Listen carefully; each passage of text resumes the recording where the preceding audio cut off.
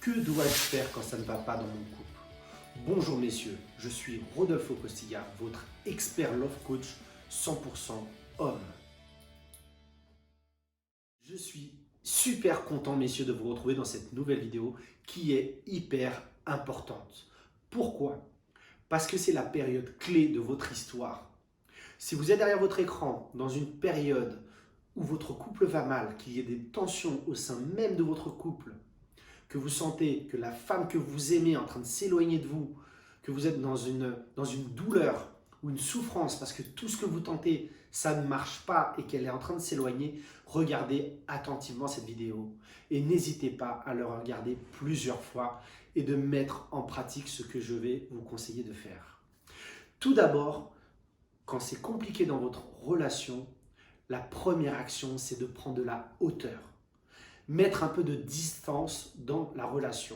Parce que on a tendance, quand on sent que la personne, la femme qu'on aime est en train de s'éloigner de nous, on a tendance à vouloir la rattraper. On a tendance à vouloir négocier la relation et se dire mais pourquoi ça ne va pas? Qu'est-ce qu'il faut faire?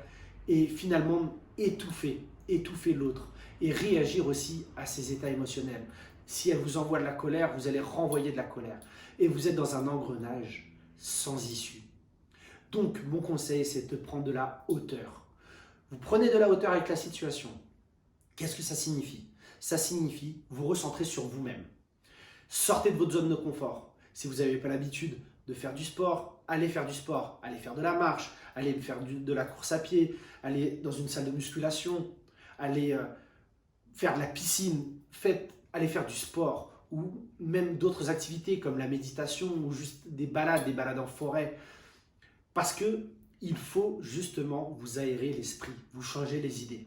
Alors je sais, vous allez me dire, oui, mais Rodolfo, quand je ne suis pas bien, je suis triste, je suis submergé par ma tristesse, je n'ai pas du tout envie d'aller me balader. Bah si, justement. Parce que vous n'êtes pas esclave de vos émotions. Parfois, on n'a pas envie d'aller à la salle de sport et on se motive et on y va. Et qu'est-ce qui se passe? On se dit, chouette, c'était un super moment, j'ai bien fait d'y aller. Et bien là, c'est pareil. Vous devez vous forcer.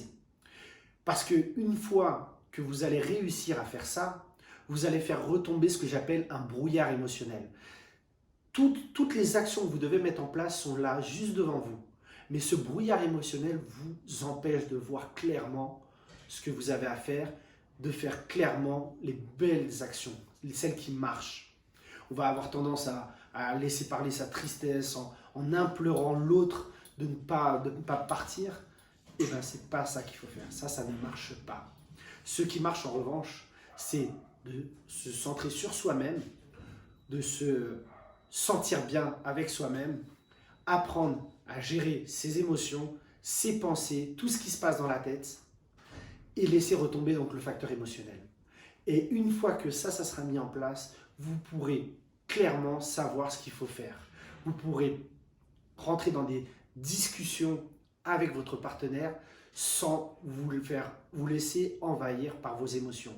Vous pourrez prendre des décisions, faire des actions qui ne seront pas avec une intention de détresse.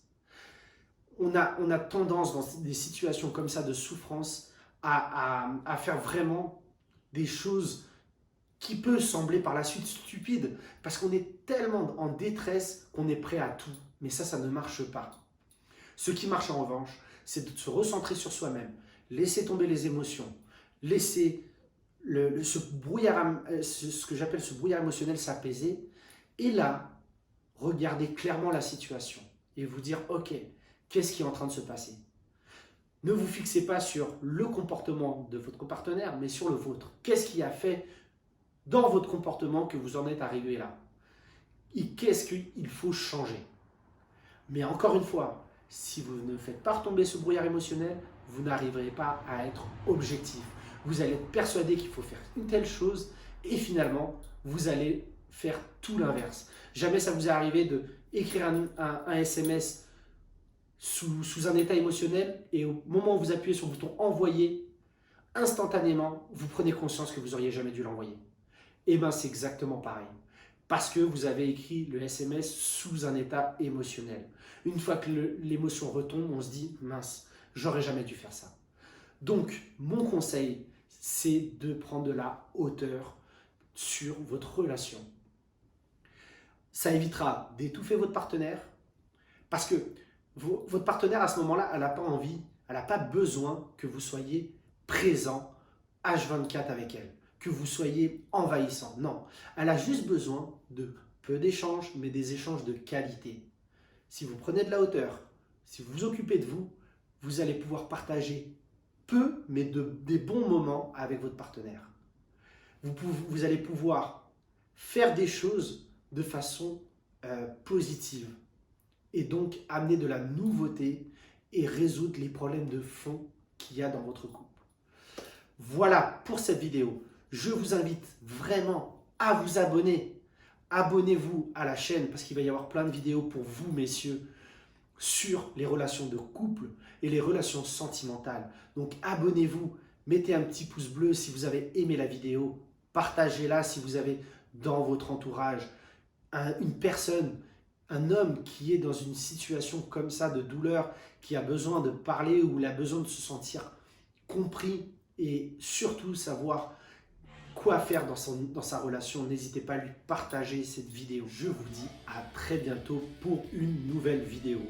Encore une fois, sur les relations sentimentales 100% pour vous les hommes.